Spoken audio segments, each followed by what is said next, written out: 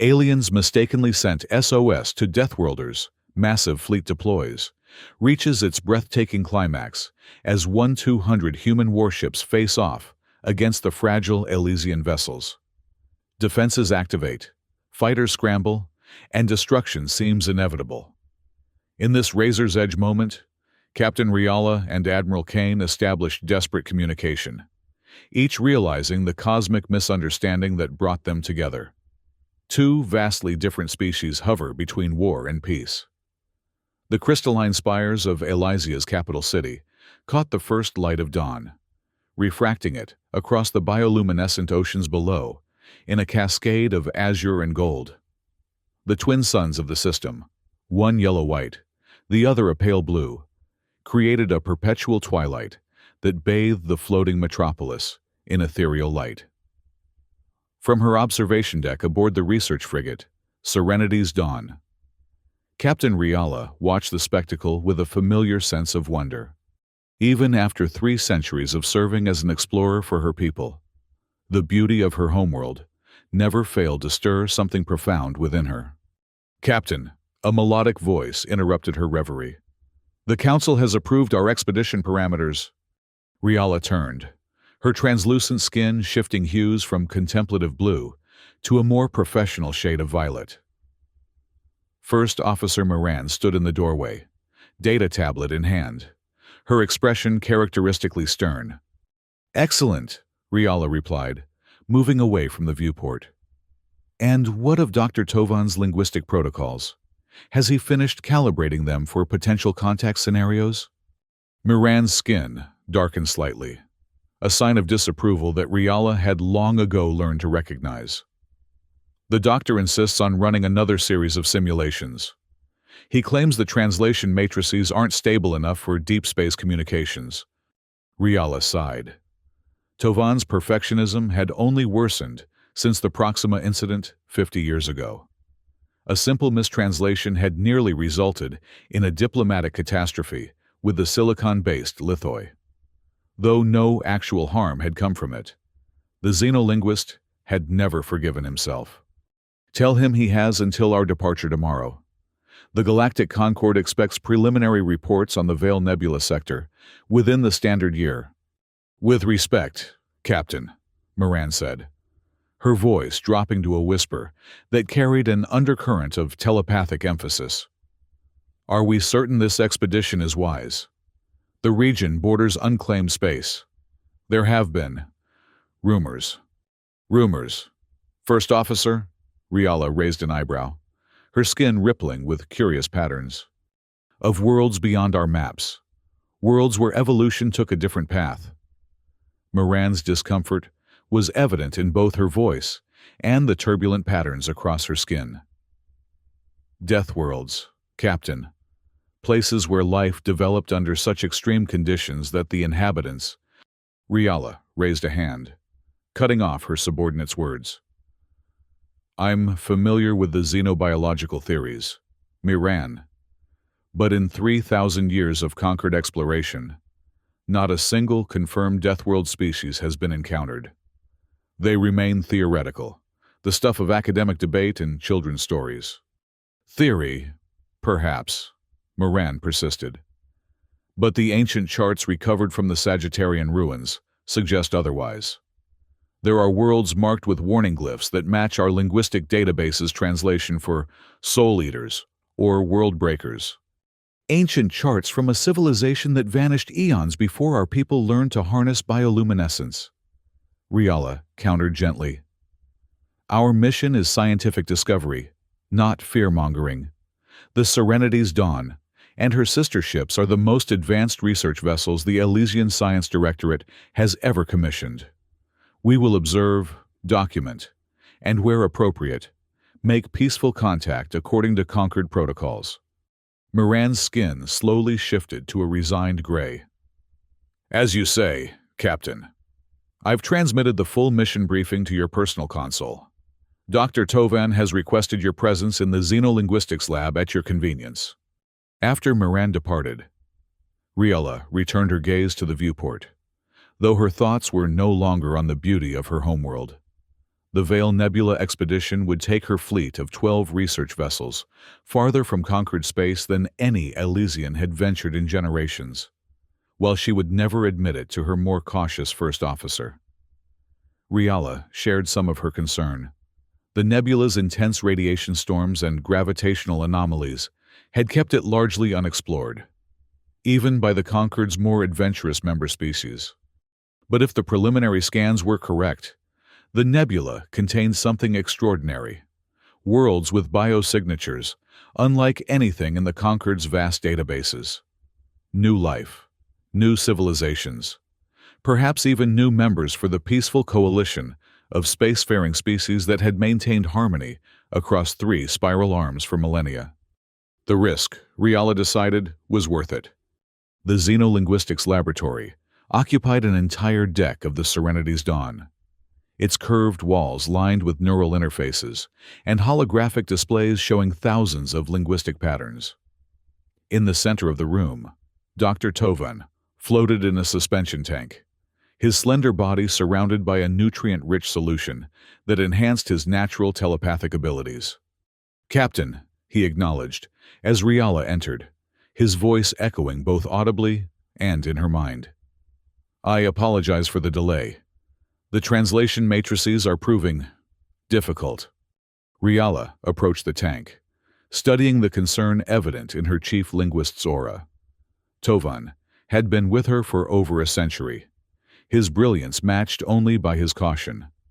Where most Elysians had 3 telepathic lobes, Tovan had been born with 5, a genetic anomaly that gave him unprecedented sensitivity to alien thought patterns, but also made him vulnerable to psychic overload. "Difficult how, Doctor?" she asked. Tovan gestured with a delicate hand, and one of the holographic displays expanded to show a swirling pattern of light and color. "I've been analyzing the radiation patterns from the nebula's edge. There's something unusual embedded within them, almost like a language, but unlike any in our records."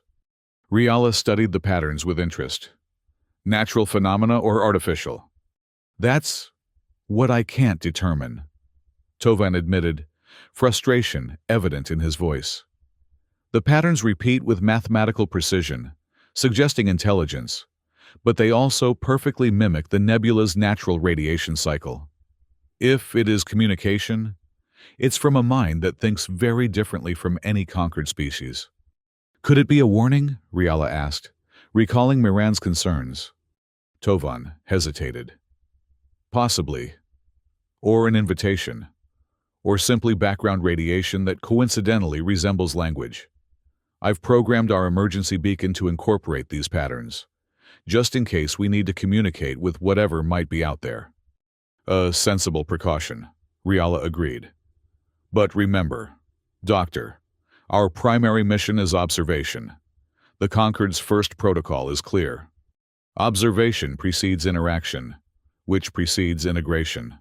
Tovan recited dutifully. "I remember, Captain. I also remember what happened at Proxima." Riala's skin darkened sympathetically. "That was 50 years ago, Tovan. No one holds that incident against you." "I hold it against myself," he replied simply. "One mistranslated phrase, and we nearly sparked a conflict with the Lithoi. Out there, beyond conquered space, we won't have diplomatic corps to smooth over our mistakes. Then we'll simply have to avoid making any," Riala said with a confidence she didn't entirely feel. "Finish your calibrations, Doctor. We depart at first light." As she left the laboratory, Riala couldn't shake the feeling that this expedition would test the peaceful principles of her people in ways they hadn't been tested before. The launch ceremony was brief, but beautiful.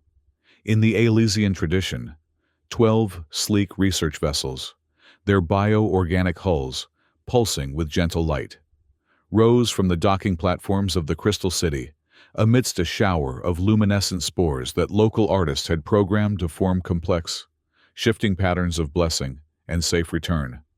From the command bridge of the Serenity's Dawn, Riala watched as her fleet assembled in high orbit, each ship a marvel of Elysian bioengineering.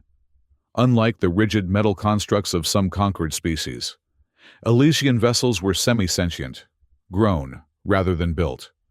Their systems integrated with the crew on a molecular level. The Dawn herself had been Riala's companion for over 2 centuries, adapting and evolving with each mission. "All vessels report ready, Captain," Moran announced from her station. "Biodrives charged to maximum capacity. The Council has transmitted their final authorization." Riala nodded, her skin glowing with the deep purple of command. "Very well. Signal the fleet to assume Formation Delta. Set course for the Veil Nebula. Standard approach." As the ships accelerated away from Elysia, engaging their biodrives in perfect synchronization, Riala felt the familiar surge of excitement that came with venturing into the unknown. For all her years of experience, the thrill of discovery had never diminished. Beyond the safe borders of conquered space lay mysteries waiting to be unraveled, and perhaps new friends to be made. The expedition would take 3 months to reach the nebula's edge, followed by potentially years of careful exploration. What none of them could have predicted was that their carefully laid plans would unravel within weeks of their arrival. The trouble began 47 days into the journey. As the fleet approached an uncharted asteroid field at the periphery of the Veil Nebula, the region was more densely packed with stellar debris than their long-range scans had indicated, forcing the ships to adjust their course repeatedly. "Captain, I'm detecting unusual energy fluctuations ahead," reported the sensor specialist, her skin flickering with uncertainty. "The pattern doesn't match any known natural phenomenon." Before Riala could respond, the entire bridge was bathed in blinding white light. The ship shuddered violently, biosystems screaming in protest as some invisible force washed over them. "Energy surge!" Moran shouted over the cacophony of alarms. "All systems experiencing disruption!"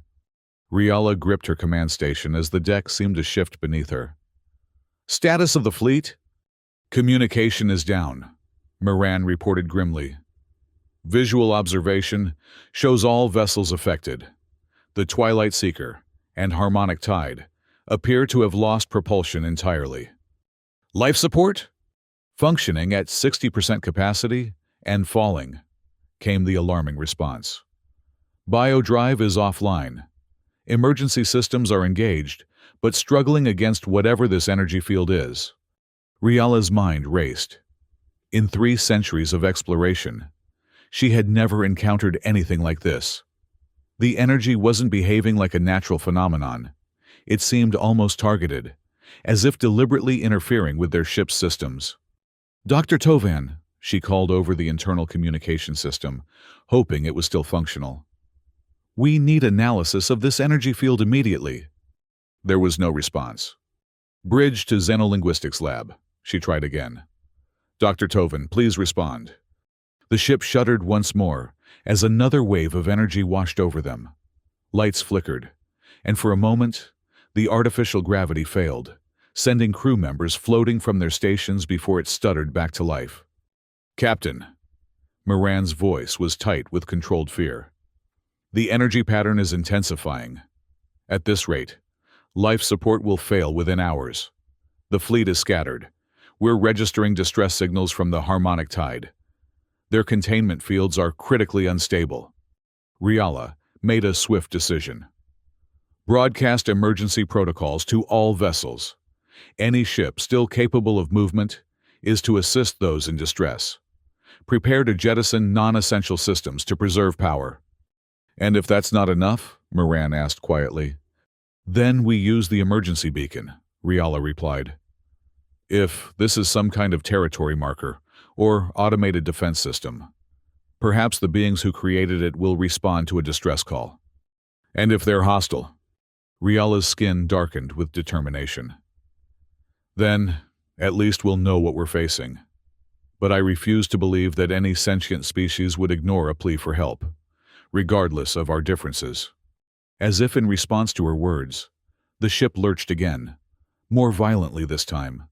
A support beam tore free from the ceiling, crashing down mere inches from where Riala stood. The bioluminescent lighting dimmed to an emergency glow, casting eerie shadows across the bridge. "Captain!" A new voice entered the chaos as the door to the bridge slid open.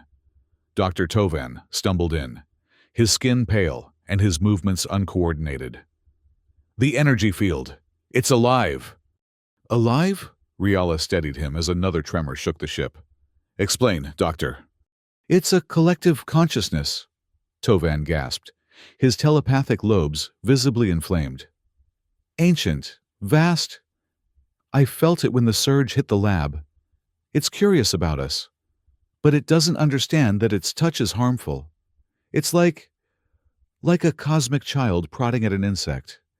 "Can you communicate with it?" Riala demanded. "Tell it to stop?" Tovan shook his head, wincing in pain. "I tried. Its thoughts are too alien, too vast. But I recognized patterns, similar to those I detected in the nebula's radiation. I've adjusted the emergency beacon to broadcast on frequencies it might recognize." "Do it," Riala ordered. "Now, before we lose power completely." Tovan moved to the communication station, his trembling fingers dancing across the interface.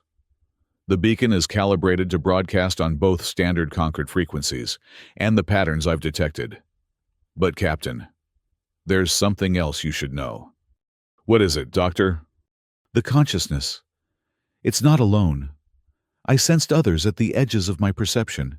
Different minds. Ancient watchers. The patterns in our beacon might reach them too."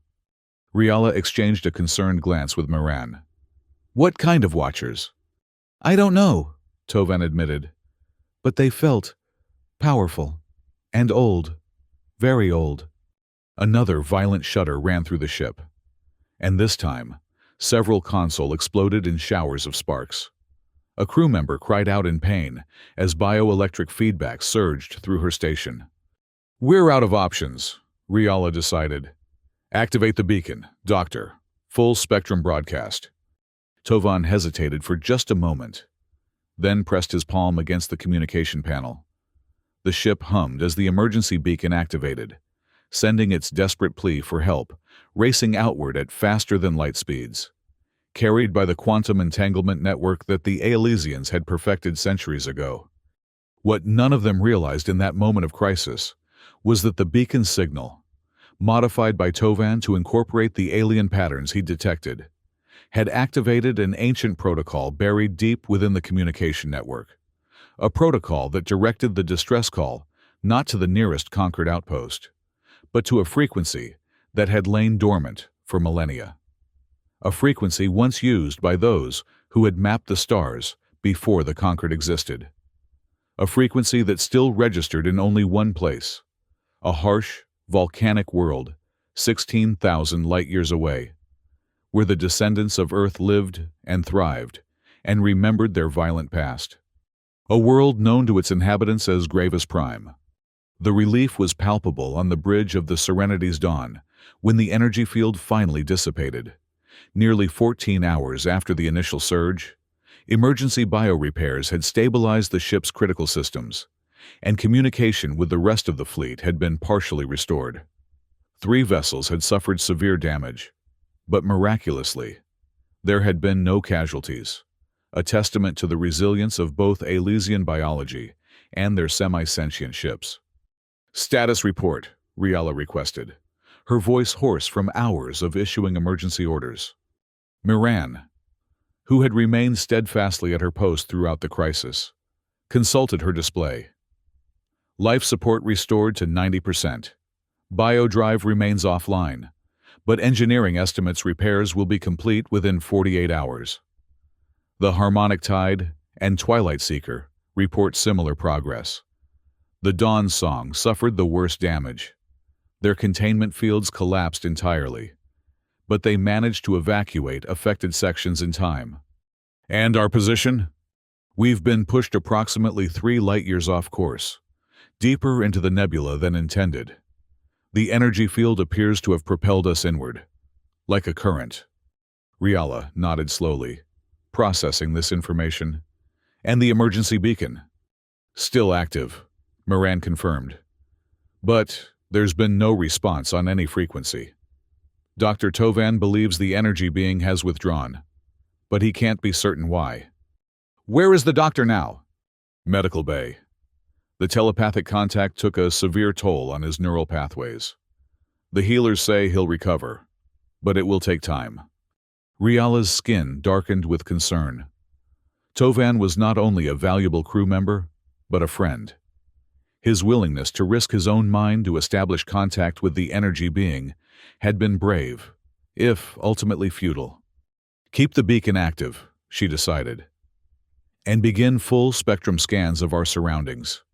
If that was some kind of territorial boundary, I want to know what we've stumbled into. Captain, Moran said hesitantly, there's something else.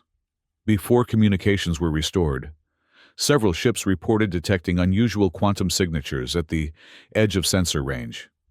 Artificial in nature, but unlike any conquered technology. Riala felt a chill run through her. Meaning?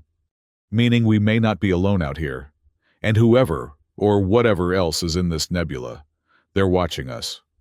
Riala was about to respond when the communication officer straightened suddenly at her station.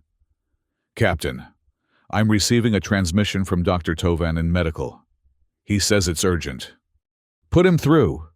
The main view screen flickered to life, showing Tovan's pale face.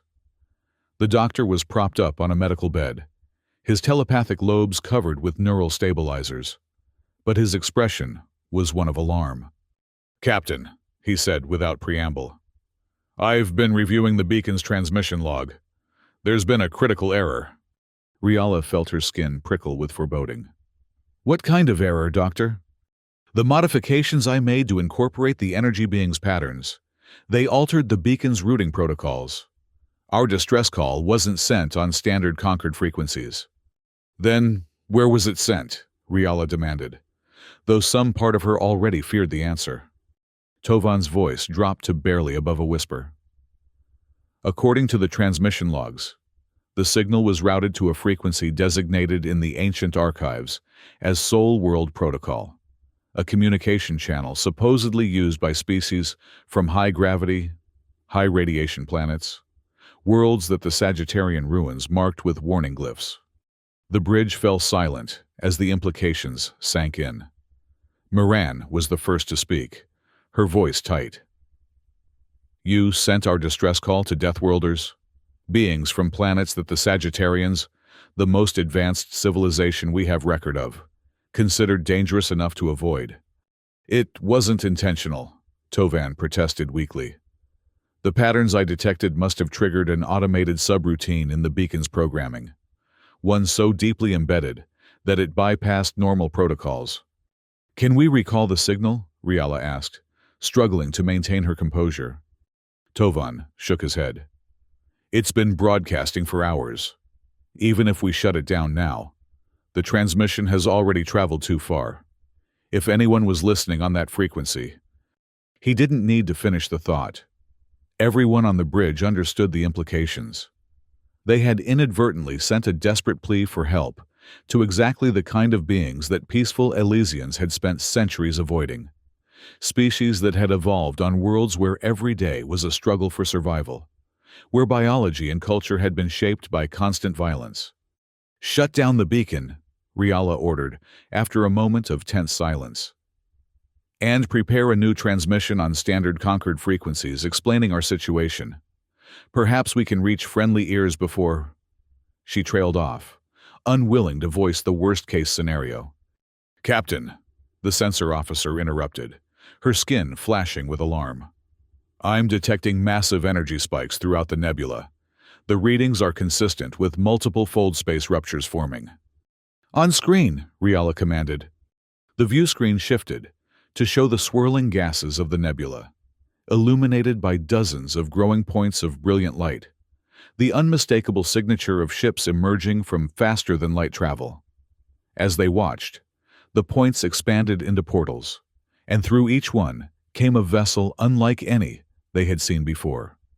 Dark, angular shapes with none of the organic curves of Elysian craft or the elegant symmetry of conquered design. Ships built for function rather than beauty, their hulls bristling with what could only be weapons emplacements. "Ancestors preserve us," Moran whispered, her skin blanching to a terrified white. "What have we done?" On the scorched surface of Gravis Prime, beneath skies perpetually darkened by volcanic ash and the shadows of orbital shipyards, Admiral Alexei Kane stood before the assembled officers of the Gravis Defense Force. His weathered face, crisscrossed with scars from a lifetime of combat, remained impassive as he surveyed the men and women under his command.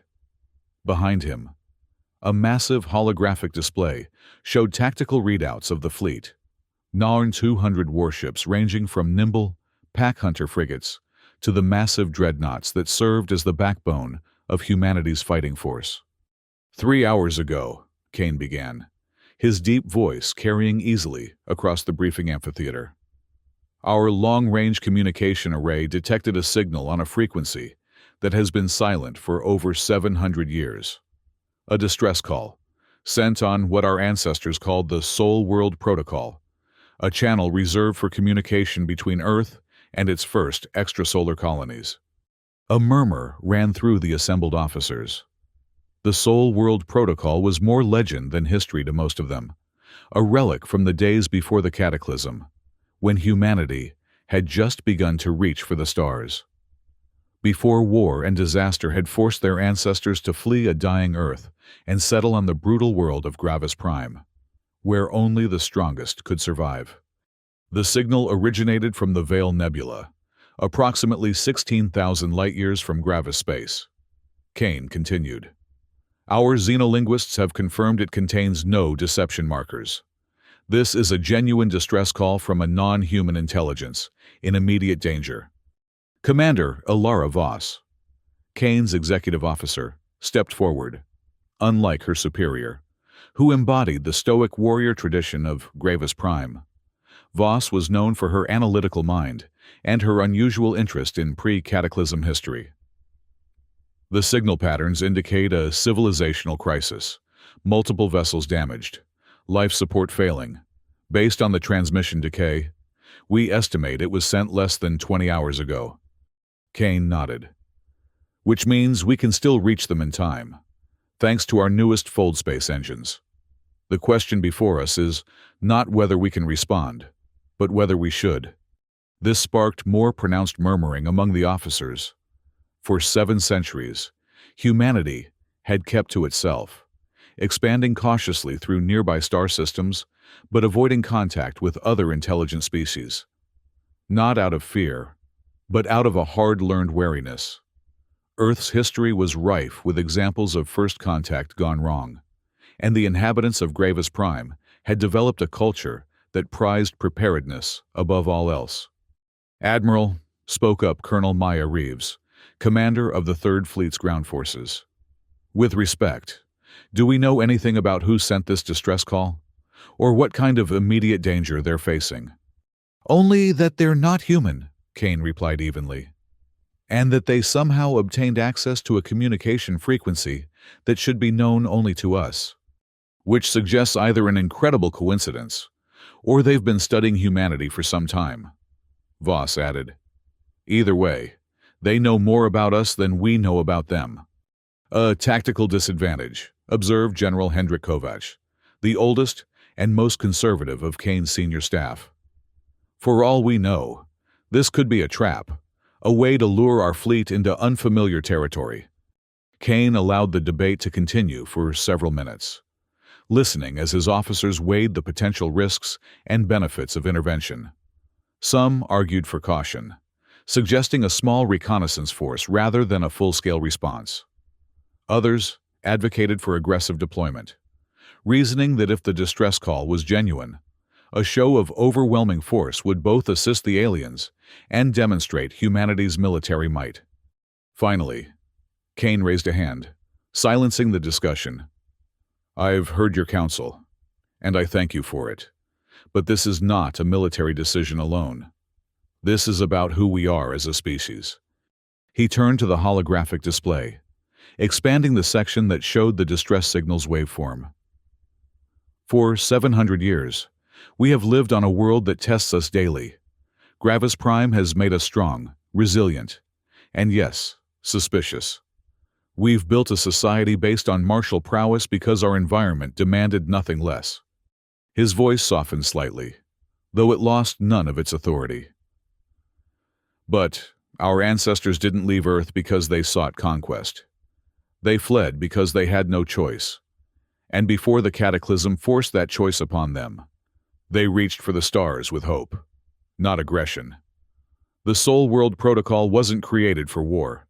It was created to unite human colonies across vast distances, to maintain connection, to offer help when needed. Kane turned back to face his officers, his scarred features resolute. Someone out there is dying. They've reached out to us, whether by design or accident, on a channel that represents the best of what humanity once was. I will not ignore that call. A tense silence fell over the amphitheater. Kane let it stretch for several seconds before continuing. The full fleet will deploy within 6 hours. All vessels, all available personnel. This is not solely a rescue mission, nor is it a military operation. It is first contact, and I intend for it to reflect both our strength and our humanity. General Kovacs stepped forward, his weathered face grave. Admiral, I must formally object. Deploying our entire defense force leaves Gravis Prime vulnerable. If this is indeed a trap— Your objection is noted, General, Kane interrupted firmly. But my decision stands. We will not approach as conquerors, but neither will we approach as fools. Shields will remain at full power.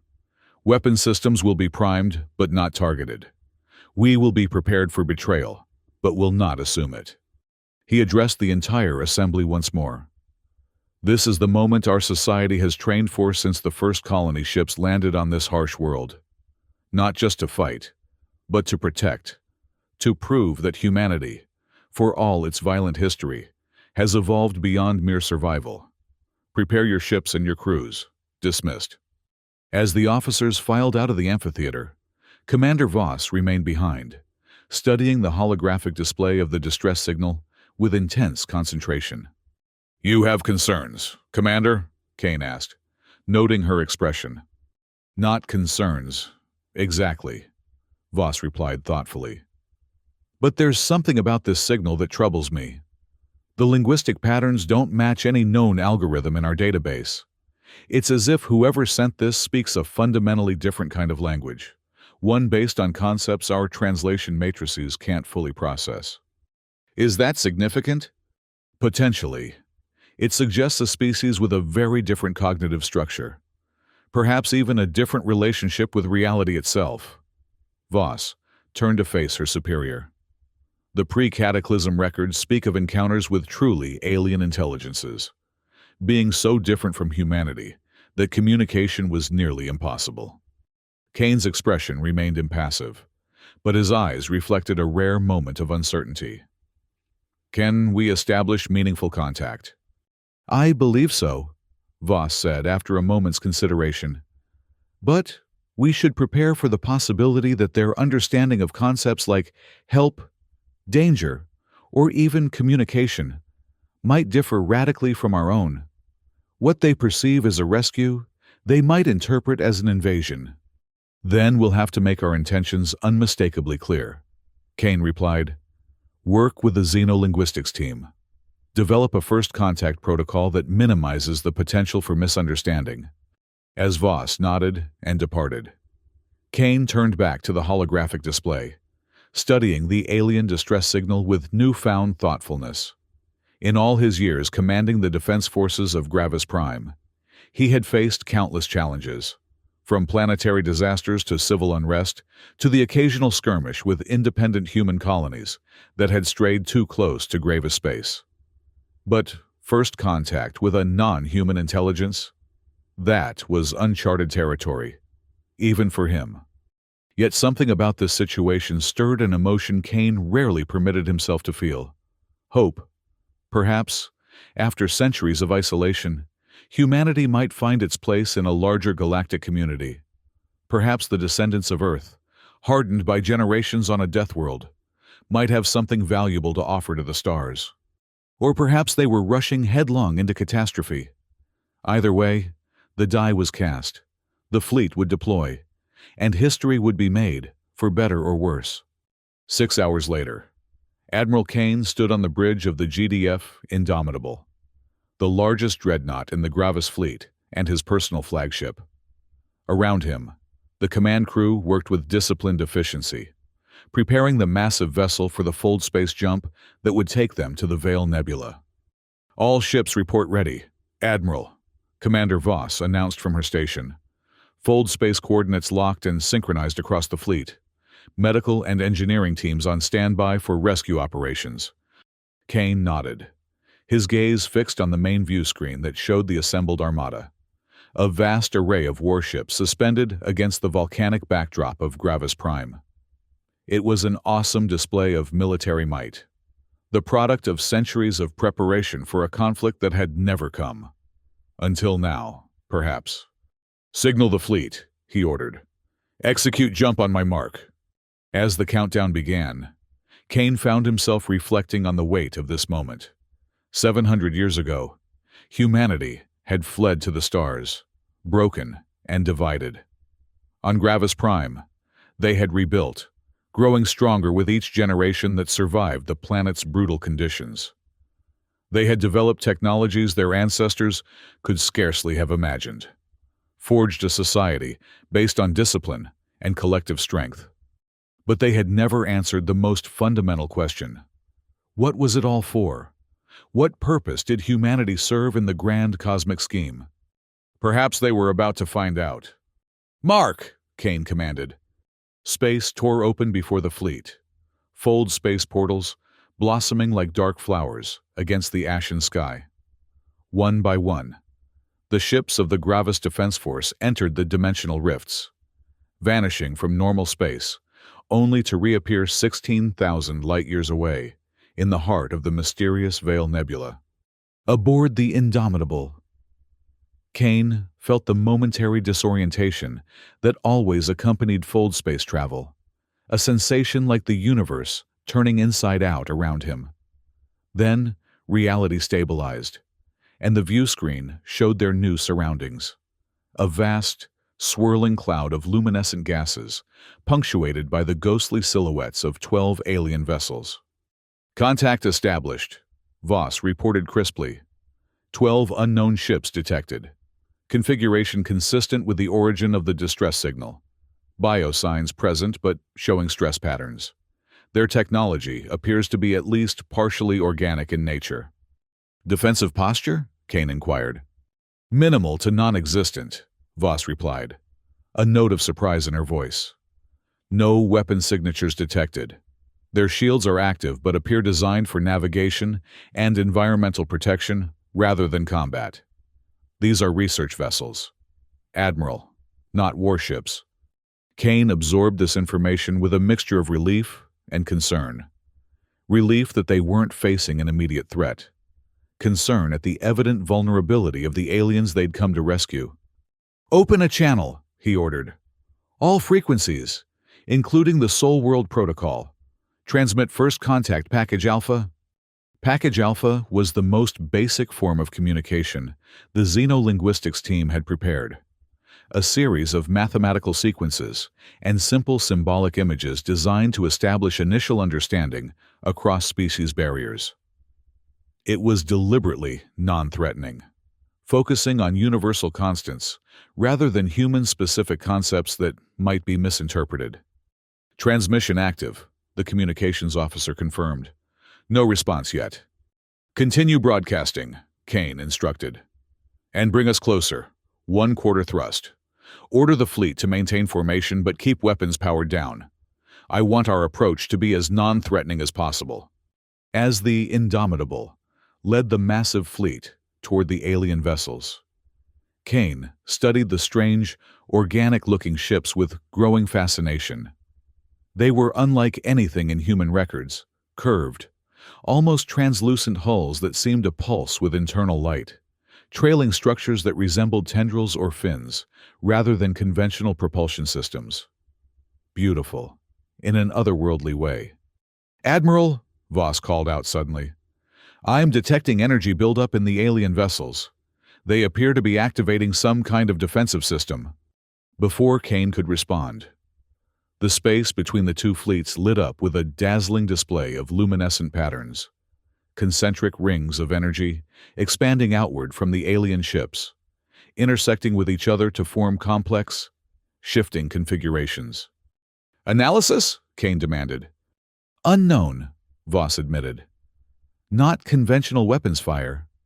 The energy signature is unusual, almost like a biotechnical interface of some kind. Sir, the tactical officer interrupted. The patterns are interfering with our sensor arrays. Targeting systems are experiencing calibration errors. It's as if the light itself is confusing our technology. Kane frowned. This was unexpected. A defense system unlike anything in the human arsenal. Not directly harmful, but potentially debilitating if it could disrupt their ship's systems. Maintain course, he ordered, after a moment's consideration. But reduce speed. Continue broadcasting first contact package. Add visual feed from the bridge. Let them see us. It was a calculated risk. Showing themselves might reassure the aliens of their intentions, or it might provide them with information they could use against the human fleet. But Kane's instincts told him this wasn't an attack. The energy patterns were too beautiful, too intricate to be mere weapons. They felt almost like language. Commander Voss, he said suddenly, could these light patterns be a form of communication? Voss's eyes widened slightly as she considered the possibility. It's plausible. Our xenolinguistics models suggest some species might use visual patterns rather than sound or radio waves to communicate. If their biology is sufficiently different from ours, analyze the patterns, Kane ordered. Compare them to the distress signal we received. Look for similarities, repeating sequences, anything that might constitute a syntax. As Voss bent to the task, the light display intensified, spreading further through space between the fleets. Some of the human ships reported minor system fluctuations, but nothing critical. The aliens, for their part, remained in a defensive formation, their ships still showing signs of damage but maintaining their position. I have something, Admiral, Voss announced after several tense minutes. The patterns do show linguistic characteristics, repeating structures, hierarchical organization, and there are elements that match components of the distress signal. Can you translate? Not fully, but I can identify what appears to be a question, repeated with increasing urgency. Voss looked up from her console, her expression grave. I believe they're asking who we are and why we've come in such overwhelming numbers. Kane nodded slowly. From the aliens' perspective, the sudden appearance of 200 warships must be terrifying, like calling for a doctor and having an army arrive instead. Prepare a response using the same pattern language, he instructed. Keep it simple. We received your distress call. We came to help. We mean no harm. As Voss worked with the xenolinguistics team to translate this message into the alien light patterns, Kane studied the damaged vessels with growing concern. Their organic hulls showed signs of stress, areas where the bioluminescence flickered or had gone dark entirely. Whatever had happened to them before the human fleet arrived had caused significant trauma. Admiral, the communications officer called out. I'm detecting a new transmission from the lead alien vessel. It's attempting to use our language. On speakers, Kane ordered. A strange, melodic voice filled the bridge, speaking in halting but recognizable human language. Human vessels, why have you come? So many. Weapons. We sent no call to Deathworlders. Kane exchanged a surprised glance with Voss. The aliens knew what humans were, or at least had some concept of Deathworlders as a category. Open a direct channel to their lead ship, he commanded. When the connection was established, Kane spoke clearly and deliberately. This is Admiral Alexei Kane of the Gravis Defense Force. We received your distress call on an old human frequency. We've come to render aid. Our weapons are powered down. We mean no harm." There was a long pause before the alien voice responded, sounding uncertain. "Your arrival is unexpected. The beacon was not meant for your kind. A mistake in translation." "Mistake or not, we're here now," Kane replied evenly. "Your ships appear damaged. We have medical and engineering capabilities that may be of assistance. Will you accept our help?" Another pause. Longer this time. Kane could imagine the debate taking place aboard the alien vessel, weighing the risk of accepting aid from an unknown species against the needs of their damaged ships and possibly injured crew. Finally, the voice returned. "I am Captain Riala of the research vessel, Serenity's Dawn. We accept your offer of assistance, Admiral Kane, but we request that only a small number of your ships approach. The presence of your full fleet is disturbing to my crew." Kane nodded, though the alien couldn't see him. It was a reasonable request, and one he had anticipated. "Understood, Captain Riala. I will approach with my flagship and 2 support vessels. The rest of the fleet will maintain position at a distance of 1 light minute. Is this acceptable?" "It is acceptable," came the cautious reply. "We will prepare to receive your representatives. Please be advised that our biology may be very different from yours. Precautions may be necessary."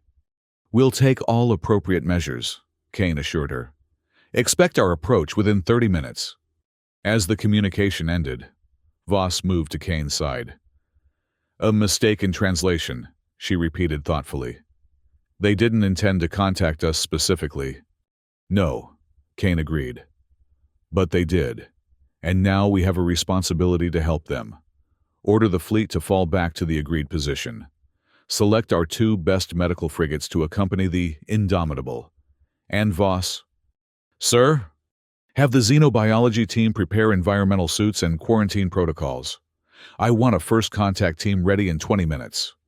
As Voss hurried to comply, Kane returned his attention to the view screen, where the alien ships hung in space, their organic hulls still pulsing with that strange internal light. A first contact scenario unlike anything humanity had prepared for. Not a battle, not a diplomatic summit, but a rescue mission. It was, Kane reflected, perhaps the best possible way for 2 species to meet, one in need, the other in a position to help. A foundation not of fear or suspicion, but of cooperation, born of necessity. If only it could remain that simple. But as the bulk of the human fleet began to withdraw to the agreed position, sensors detected a new energy signature emanating from the alien vessels. Not the light pattern language from before, but something more focused, more directed. "Sir," the tactical officer called out with renewed alarm. "The aliens are activating some kind of energy-based defense system. Signatures consistent with sonic disruptors and something our systems can't identify. Plasma nets, possibly." Kane's momentary optimism faded. "Targeting us?" "Not yet, sir. But the systems are powering up and orienting toward our position." So much for simple cooperation, Kane thought grimly. Either the aliens were being cautious to the point of provocation, or their Captain Riala didn't have full control over her fleet's response. "Hold position," he ordered. "Make no aggressive moves. Continue transmitting peaceful intentions on all frequencies." But even as he gave the command, Kane noted the readiness of his bridge crew, their hands hovering near combat stations. 7 centuries of evolution on a death world had hardened humanity, trained them to expect conflict rather than cooperation. It would take conscious effort to overcome those instincts. The question was, were the aliens struggling with similar impulses? And if conflict erupted, which species would prove the more dangerous? On the bridge of the Serenity's Dawn, Captain Riala fought to maintain order as her crew reacted to the overwhelming human presence with increasing panic. "Captain, their fleet numbers over 1,000 vessels. Moran's skin had paled to a sickly gray, her normally controlled demeanor cracking under the strain. Each one armed beyond anything in Conquered records. We must withdraw immediately. To where, exactly? Riala countered, forcing calm into her voice. Our biodrives are still offline. Even if we could flee, their technology clearly allows for faster-than-light interception. They would catch us within minutes. Around them, the bridge crew worked frantically, some monitoring the human fleet's movements, others struggling to complete repairs to critical systems. The tension was palpable, fear radiating from every Elysian present, fear of the unknown, fear of the Deathworlders, whose massive armada had appeared in response to their mistaken distress call. They claim they're here to help, Riala continued, addressing not just Moran, but the entire bridge. And they've agreed to keep most of their fleet at a distance. Until we have reason to believe otherwise, we will proceed under the assumption that their intentions are peaceful. With respect, Captain, Moran replied, her voice dropping to an urgent whisper. These are humans, descendants of Earth. The ancient records speak of their violent history, their tendency toward aggression.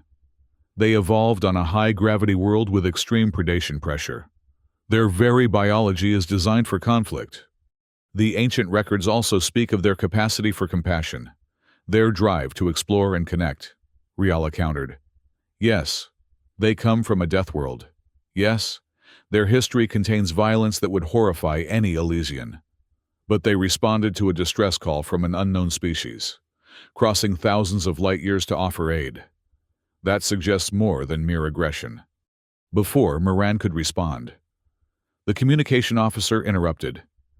Captain, Dr. Tovan is requesting permission to join the contact team. He believes his telepathic abilities may be crucial in establishing accurate communication. Riala hesitated.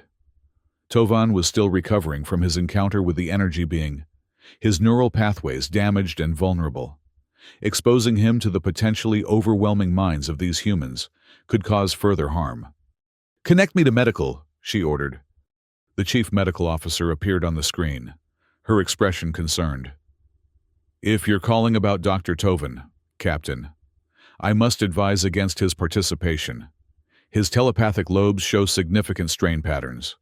Further psychic exertion could cause permanent damage. I understand the risks, came Tovan's voice from off-screen, before he moved into view, his pale face set with determination.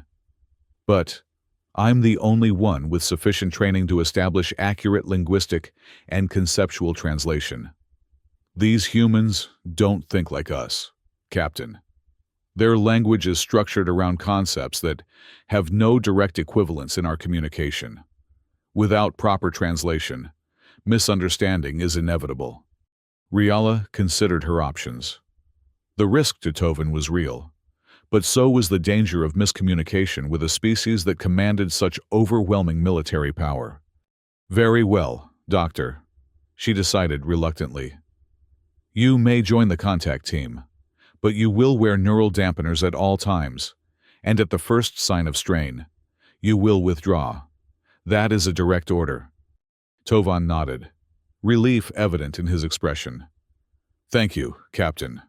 I won't let you down.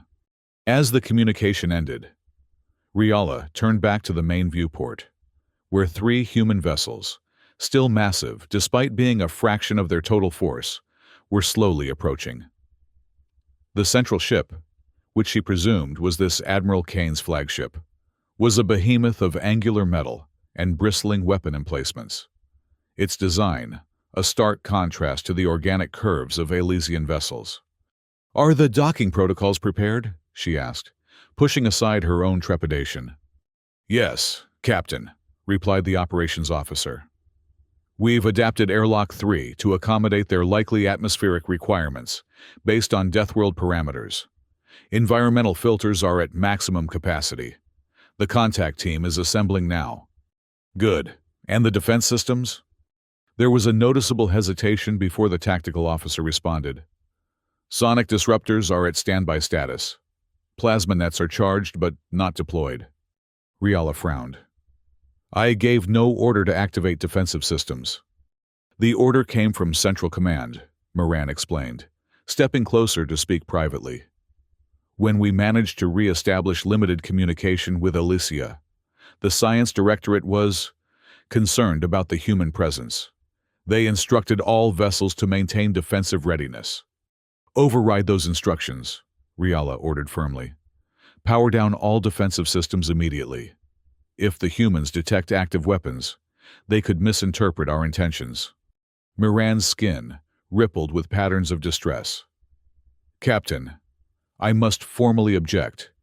Without defensive capabilities, we are completely vulnerable if the humans' peaceful overtures prove false. Objection noted, Riala replied. But my decision stands. We cannot meet potential friendship with drawn weapons. Power down the defenses. First officer, now. For a tense moment, it seemed Moran might refuse the direct order. Then, with visible reluctance, she nodded to the tactical officer. Power down defensive systems, all of them. As the officer complied, Riala felt a momentary lightening of the oppressive tension on the bridge. They were committed now, for better or worse, to trusting the humans' stated intentions.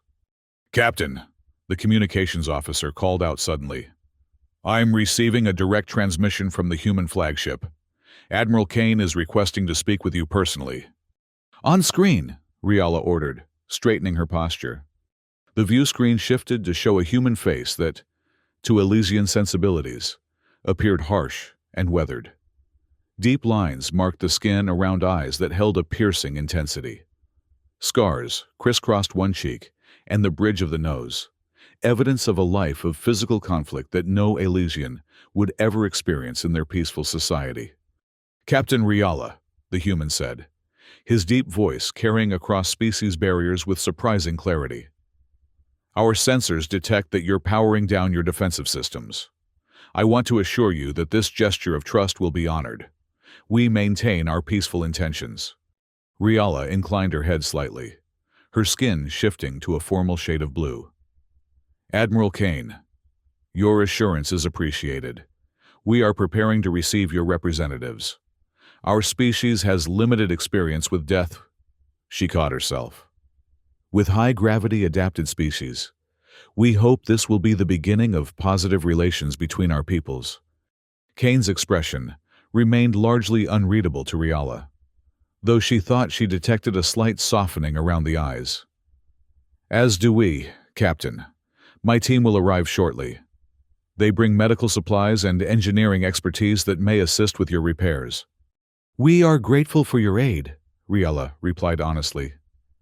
Though I must ask, why did you respond with such overwhelming force to a simple distress call? Your fleet's arrival was intimidating. A subtle change crossed Kane's features, something that Riala's limited understanding of human expressions couldn't quite interpret. 700 years ago, Captain, humanity learned a hard lesson about being unprepared. We don't make the same mistake twice. The size of our response wasn't intended as a threat, but as a guarantee that whatever aid you needed, we could provide it. Riala considered this explanation, finding a certain logic in it, despite its alien perspective. I understand, Admiral, and I appreciate your candor. We will await your team's arrival. As the communication ended, Riala turned to find Moran watching her with an unreadable expression. You still believe this is the right course? The first officer asked quietly. Riala's skin rippled with determined patterns. I believe that fear creates the very dangers it anticipates. We will meet these humans with openness, not suspicion. And perhaps, in doing so, we might establish something new and valuable for both our peoples. And if you're wrong? Riala gazed out at the massive human vessels, now hanging just kilometers from their position. Then, we were doomed from the moment Dr. Tovan activated that beacon. But I choose to believe in possibility, not fatality. Prepare to receive our guests. As she gave the order, Riala couldn't help but wonder which approach would prove correct, her hopeful diplomacy, or Miran's cautious suspicion? The next few hours would tell. The human delegation arrived aboard a sleek shuttle that seemed almost delicate compared to the massive warships it had departed from. Captain Riala waited in Airlock 3, now reconfigured to accommodate the atmospheric and gravitational needs of high-gravity adapted visitors. Beside her stood Dr. Tovan, his neural dampeners in place, but his expression alert and focused. First Officer Moran had reluctantly agreed to remain on the bridge, coordinating repair efforts and maintaining communication with the rest of the Elysian fleet. "Remember," Riala said quietly to the small reception team, "these humans have never encountered our kind before.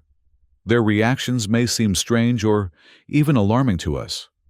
Maintain calm and project openness in your aura patterns." The airlock cycled, pressure equalizing with a soft hiss that felt somehow ominous in the tense silence. Then, the inner door slid open, revealing 5 figures in form-fitting environmental suits. Their faces were visible behind transparent helmets, all showing the same hardened features that Riala had observed in Admiral Kane, though with variations in skin tone and facial structure that suggested greater genetic diversity than was common among Elysians. The lead figure stepped forward, removing her helmet in a gesture that Riala recognized as one of trust, exposing herself to the Elysian atmosphere despite the potential risks. This, Riala surmised, must be Commander Voss, whom Admiral Kane had identified as the leader of the contact team. "Captain Riala," Voss said, inclining her head in what appeared to be a formal greeting. "On behalf of Admiral Kane and the people of Gravis Prime, I extend greetings and friendship. We come to offer aid and to learn." Riala mirrored the head inclination, her skin shifting to a formal pattern of blue and gold. "Commander Voss, the Serenity's Dawn, welcomes you and your team. Your offer of assistance is greatly appreciated, though I must apologize for the circumstances of our meeting. The distress call that brought you here was not intended to reach your people specifically." Voss's expression shifted subtly, a slight raising of the eyebrows that Riala couldn't quite interpret. "So we understand. A fortuitous error, perhaps. It's been many centuries since humanity had contact with another intelligent species." This revelation surprised Riala. The Elysians had been part of the Galactic Concord for millennia, interacting regularly with dozens of other spacefaring civilizations. The idea of a species developing interstellar travel and then remaining isolated was almost inconceivable. "You've had no contact with other species? No trade or cultural exchange?" she asked, unable to hide her curiosity. "None," Voss confirmed. "After the cataclysm forced our ancestors to leave Earth, we focused on survival, then rebuilding. Exploration has been limited to uninhabited systems. Your distress call is the first confirmation we've had that we're not alone in the galaxy." Dr. Tovan stepped forward, his dampeners glowing softly as they processed the telepathic input from the human minds. "Fascinating. Your people have developed in isolation, yet you maintained the Soul World Protocol all these centuries?" One of the other humans, a tall figure with specialized equipment attached to his environmental suit, responded. "We maintained all the old communication protocols, though most haven't been used since the diaspora. Standard procedure, in case any of the lost colonies ever reached out. And now someone did," Voss added, "though not quite in the way our ancestors might have expected." The initial tension in the room had begun to dissipate, replaced by a cautious curiosity on both sides. Riala gestured toward the corridor, leading deeper into the ship. "Perhaps we should continue this conversation somewhere more comfortable. Our medical bay has been adapted for your physiological requirements, and Dr. Tovan can explain the nature of our distress in more detail." As the mixed group moved through the organic corridors of the Serenity's Dawn, Riala noticed the humans studying their surroundings with intense interest. Their gazes lingered on the bioluminescent lighting, the curved, almost fluid architecture, the semi-transparent walls that pulsed with the ship's life energy. "Your vessel is alive?" asked one of the humans, a female with dark skin and the insignia of a medical specialist on her suit. "In a manner of speaking," Riala confirmed. "Our ships are grown rather than built, using genetically engineered organisms that form a symbiotic relationship with their crew. The Dawn is semi-sentient, aware of her own condition and capable of limited self-repair." "Which explains the unusual energy signatures we detected," Voss observed. "And perhaps why our initial scans had difficulty categorizing your technology. It's neither mechanical nor purely biological, but something in between." "Bioorganic integration is the foundation of Elysian technology," Dr. Tovin explained, his voice taking on the slightly distant quality that indicated he was processing telepathic information even as he spoke. "It allows for a deeper connection between user and tool than purely mechanical systems could provide." They reached the medical bay, a large, circular chamber, where the walls pulsed with a soothing blue light. Several injured Elysians were undergoing treatment, their bodies suspended in nutrient baths that accelerated healing. The human medical specialist immediately moved toward the nearest treatment pod, her expression showing professional interest rather than alarm at the alien procedures. "Your injuries?" she asked, addressing an Elysian healer who approached the group. "Mostly radiation burns and neural shock," the healer replied. "When the energy being interacted with our ships, it caused biofeedback through our integrated systems. For Elysians, whose nervous systems are directly connected to ship functions, the result was painful." "Energy being?" Voss inquired sharply, looking to Riala. The captain nodded. "That was the cause of our distress. We encountered what Dr. Tovin believes is a non-corporeal intelligence within the nebula. Its interaction with our fleet damaged several vessels and injured many crew members. That's when we activated the emergency beacon that somehow reached your people." Tovan stepped forward, his expression grave. "The energy being didn't intend harm. It was curious, investigating us as we were investigating the nebula, but its touch was incompatible with our biology and technology. When I attempted telepathic contact, I inadvertently accessed ancient communication protocols buried in our system's core programming, protocols that directed our distress call to your frequency." The humans exchanged glances that Riala couldn't interpret. Finally, Voss spoke. "This energy being, is it still present? Could it pose a threat to our vessels as well?" "It withdrew after our initial encounter," Riala assured her. "Our sensors haven't detected its unique signature since, but we can't be certain it won't return." "Then we should work quickly," Voss decided. "Our engineers can assist with repairs to your propulsion systems. Our medical team can provide treatments that may accelerate healing for your injured crew. And in the meantime, perhaps we can establish a more formal basis for communication between our peoples." Riala felt a sense of relief wash over her. Despite the stark differences between their species, despite the misunderstanding that had brought them together, these humans seemed genuinely committed to providing aid. Perhaps Moran's fears had been exaggerated by ancient prejudices and limited information. "Your assistance is most welcome," she replied warmly, her skin glowing with sincere gratitude. "And I believe this unexpected meeting may prove beneficial to both our peoples in ways we cannot yet imagine." As the human, medical, and engineering specialists dispersed to begin their work, Voss remained with Riala and Tovan, her expression thoughtful. "Captain, there's one thing I'm still curious about. You mentioned the Galactic Concord earlier. What exactly is that?" Riala blinked in surprise. "The Concord is the alliance of spacefaring civilizations that governs most of explored space. It includes over 30 member species across 3 spiral arms of the galaxy. The Elysians joined nearly 2,000 years ago." Voss's expression shifted to one of astonishment. 30 species? Across 3 spiral arms? And in all that time, none of them ever discovered Earth or its colonies? Earth is known to us only through ancient records, Tovan explained, his telepathic dampers glowing more intensely as he processed the human's emotional response to this revelation.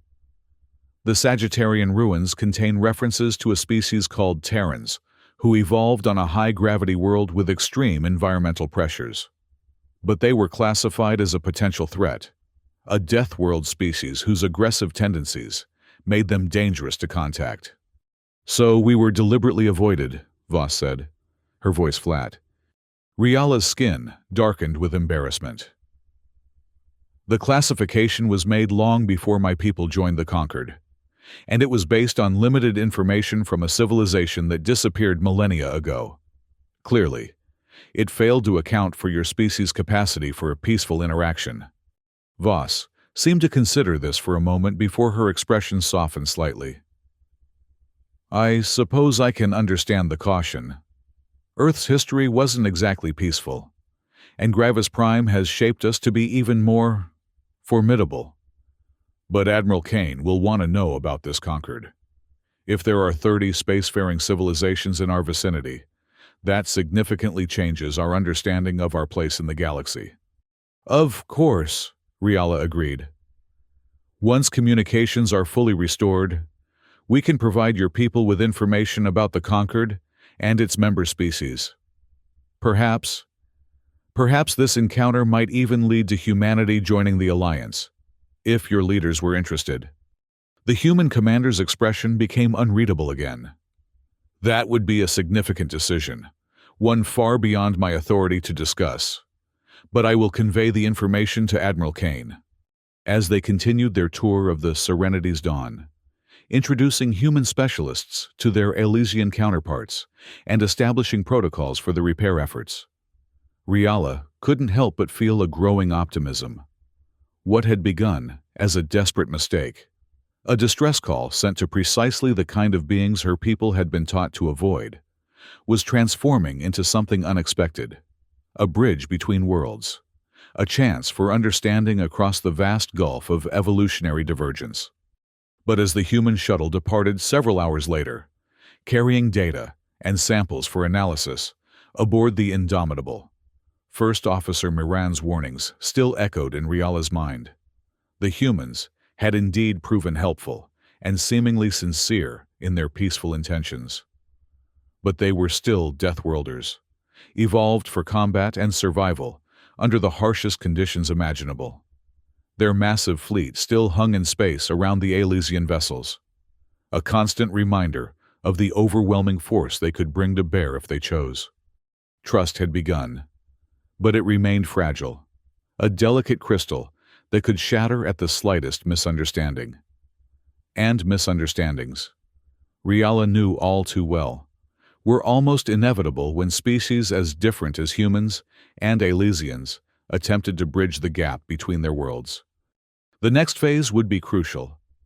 Admiral Kane had requested a formal meeting aboard the Indomitable, a gesture of reciprocity for the humans' visit to the Serenity's Dawn. Riala had accepted, despite Moran's strenuous objections. Tomorrow, she would enter the heart of the human fleet, accompanied by Dr. Tovan and a small diplomatic team. There, perhaps, the foundation for a lasting relationship between their peoples could be established. Or, as Moran had warned in their private conversation after the humans departed, the Elysians might be walking directly into the maw of the most dangerous predators the galaxy had ever known. Admiral Kane stood at the observation window of his private quarters aboard the Indomitable, watching as his engineers continued their careful repair work on the Elysian vessels. The alien ships looked almost ethereal against the swirling backdrop of the nebula, their translucent hulls pulsing with gentle bioluminescence, so different from the stark, utilitarian design of human vessels, almost fragile in appearance, though the preliminary engineering reports suggested an underlying resilience that belied their delicate aesthetic. A chime announced Commander Voss's arrival. "Enter," Kane called, not turning from the window. "Admiral," Voss greeted him formally, before moving to stand beside him at the viewport. The repair efforts are proceeding ahead of schedule. The Elysian's bioorganic technology is remarkably adaptable. Our engineers report they've never seen anything like it. And what of their crew, the injured? Responding well to treatment. Their physiology is fascinating. Their nervous systems have nearly triple the connections of a human's, with specialized structures for telepathic communication. Dr. Wei believes their heightened sensitivity is both their greatest strength and their greatest vulnerability. Kane nodded slowly, absorbing this information. And their capabilities, defense systems, weapons? Voss hesitated briefly before answering. Minimal to non-existent, sir.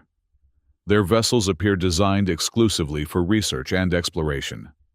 The defensive measures we detected initially, the sonic disruptors and plasmanets, are primarily intended to ward off natural threats like spatial anomalies or aggressive wildlife.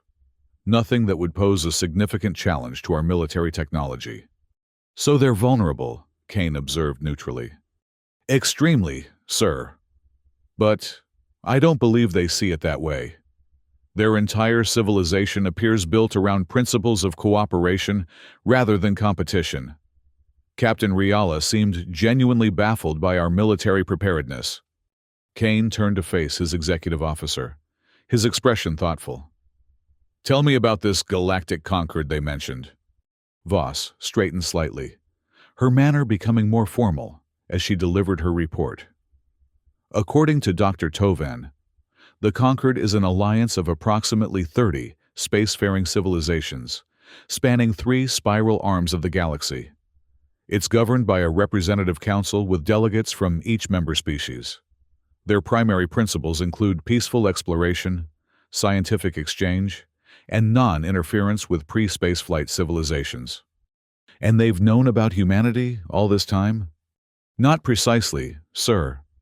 They have records of a species called Terrans from an ancient civilization that predates the Concord itself.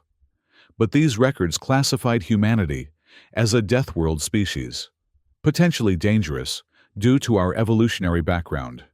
It seems the Concord has deliberately avoided our region of space based on these ancient warnings. Kane's scarred face remained impassive, but Voss, who had served under him for decades, could detect the subtle signs of his displeasure. So we've been quarantined, deemed too dangerous to contact. That appears to be the case, sir. Though Captain Riala was quick to emphasize that this classification was made millennia ago, based on limited information from a now extinct civilization. Convenient, Kane remarked dryly. And now that they've seen our fleet, our technology, what was the captain's reaction? Surprise. Certainly. Perhaps a degree of apprehension, but also genuine curiosity and a desire for peaceful exchange. She mentioned the possibility of humanity joining the Concord, though she acknowledged that would be a matter for higher authorities on both sides. Kane was silent for a long moment, his gaze returning to the alien vessels visible through the viewport. When he finally spoke, his voice was quiet but intense. 700 years, Commander. 700 years we've prepared for this moment. First contact with a non-human intelligence. We've built our society, our technology, our very identity around the expectation that the galaxy would be hostile, that only the strong would survive. And instead we find a peaceful federation that's been deliberately avoiding us. Voss completed the thought. It's not what any of us anticipated. No, Kane agreed. Not what we anticipated at all. The question now becomes, what do we do with this information? How does humanity take its place in a galactic community that has already decided what we are without ever meeting us? Voss considered her next words carefully. Captain Riala has requested a formal meeting aboard the Indomitable tomorrow. She wishes to introduce her diplomatic team and discuss the possibility of establishing official relations between our peoples, and perhaps assess our intentions more directly, Kane observed shrewdly. Now that they know what we are, what we're capable of. That seems likely. Sir, Dr. Tovan, in particular, appears eager to establish a deeper understanding between our species. His telepathic abilities allow him to perceive emotions and intentions that might be hidden in verbal communication. Kane's expression darkened slightly. I'm not comfortable with the idea of an alien reading the thoughts of my crew, Commander. With respect, Admiral, I don't believe he can read thoughts in the way you're imagining. It's more an empathic sense, an awareness of emotional states and general intentions. And he wears neural dampeners specifically to limit his abilities in cross-species interactions. After a moment's consideration, Kane nodded. Very well. Prepare for the meeting. Full diplomatic protocols. I want our best people present. Xenobiologists, linguists, cultural specialists, and Commander. Sir? Security measures remain in place, but discreetly. I want Captain Riala and her team to feel welcome, not threatened, but I won't compromise the safety of this fleet. Understood, Admiral. As Voss departed to make the necessary arrangements, Kane returned his attention to the viewport, studying the alien vessels with renewed intensity. Tomorrow's meeting would be crucial, not just for establishing relations with the Elysians, but for determining humanity's place in a galaxy far more complex than they had ever imagined. 7 centuries of isolation had shaped the people of Gravis Prime into warriors, ready to fight for their survival against any threat the universe might throw at them. But what if the greatest challenge wasn't combat, but cooperation? What if the skills needed to secure humanity's future weren't those of the battlefield, but of the negotiating table? It was a disquieting thought for a man who had spent his entire life preparing for war. But as he watched the Elysian ships pulse with their gentle inner light, Admiral Alexei Kane found himself considering possibilities he had never before imagined. A future where humanity's strength might be measured not by its capacity for destruction, but by its ability to forge connections across the vast gulf of evolutionary difference. The shuttle journey from the Serenity's dawn to the human flagship was brief, but tense. Captain Riala sat beside Dr. Tovan, watching as the massive form of the Indomitable grew larger in the viewport. The human vessel dwarfed their shuttle, its angular hull bristling with weapon emplacements and sensor arrays. Unlike the organic, flowing design of Elysian ships, the Indomitable projected an aura of implacable power, a fortress in space, built by beings who expected conflict rather than cooperation. Their minds are complex, Tovan said quietly, his neural dampeners glowing as they processed the telepathic input from the human vessel. Disciplined, focused, but with underlying currents of intense emotion. They feel things differently than we do. Differently how? Riala asked, genuinely curious despite her apprehension. Tovan's expression was contemplative. Their emotions are compartmentalized, segregated from their logical processes in a way that Elysians would find difficult to maintain. And there's an intensity to their feelings that's almost overwhelming, especially when it comes to concepts like duty, loyalty, and protection. Protection? Riala echoed. Yes, Tovan confirmed. It's one of their dominant emotional patterns. Despite their warlike appearance, much of their psychology seems oriented around defending what they value: their people, their principles, their territory. They're predators. Yes, but predators with a powerful protective instinct. This insight gave Riala pause.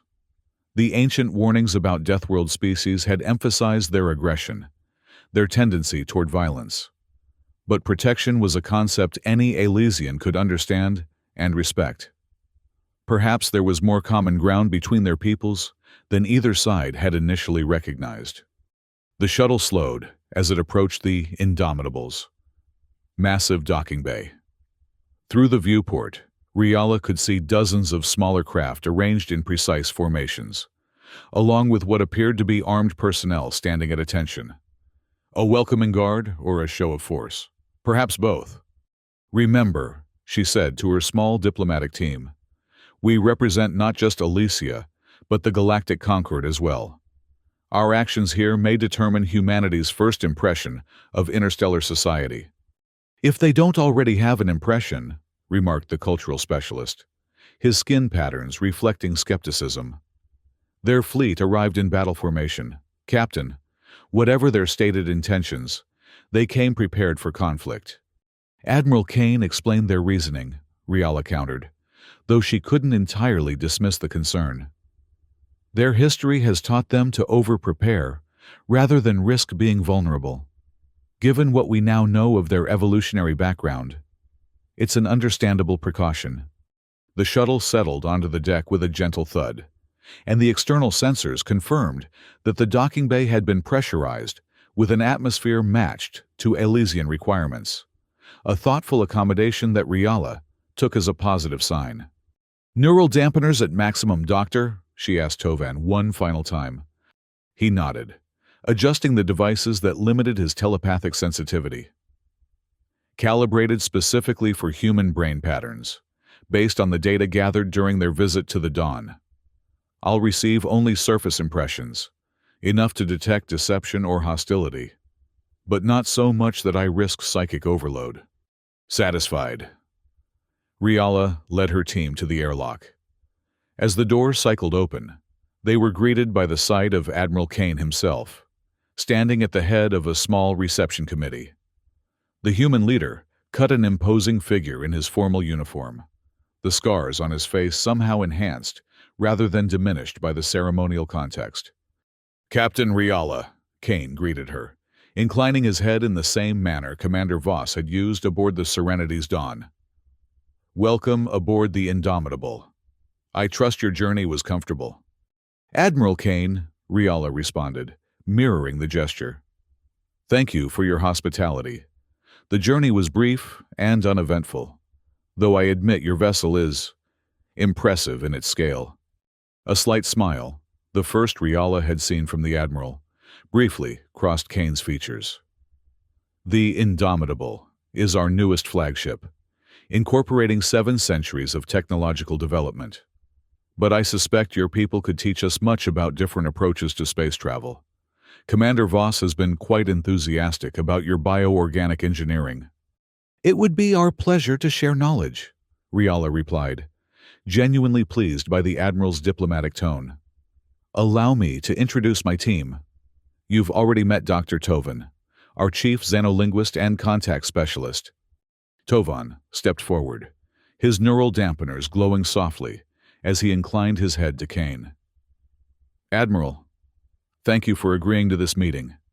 I believe it marks a significant moment for both our peoples." "Indeed, Doctor," Kane replied, his gaze lingering thoughtfully on the dampening devices before returning to Riala. "I've prepared a conference room where we can speak more comfortably. My specialists are eager to learn more about your civilization and this galactic concord you've mentioned." As they moved through the corridors of the Indomitable, Riala couldn't help but notice the stark differences between this environment and her own ship, where Elysian vessels featured curved, organic surfaces and bioluminescent lighting. The human ship was all straight lines and efficient angles, illuminated by artificial lights that seemed harsh to her sensitive vision. The crew they passed stood at rigid attention, their postures conveying a discipline that bordered on severity. The conference room, when they reached it, offered a surprising contrast to the military austerity of the rest of the ship. The space was comfortably appointed, with a large oval table and adjustable seating that had clearly been modified to accommodate Elysian physiology. A viewport along one wall offered a stunning view of the nebula and the Elysian fleet floating gracefully against the cosmic backdrop. "Please, be seated," Kane invited, gesturing to the side of the table, clearly intended for the Elysian delegation. "Before we begin formal discussions, perhaps a cultural exchange would help establish common ground. Commander Voss has prepared a brief overview of human history and society. If you would be interested." "Most definitely," Riala agreed, her skin shifting to patterns of scholarly interest. And we would be pleased to offer similar context regarding Elysian civilization and the broader Concord community.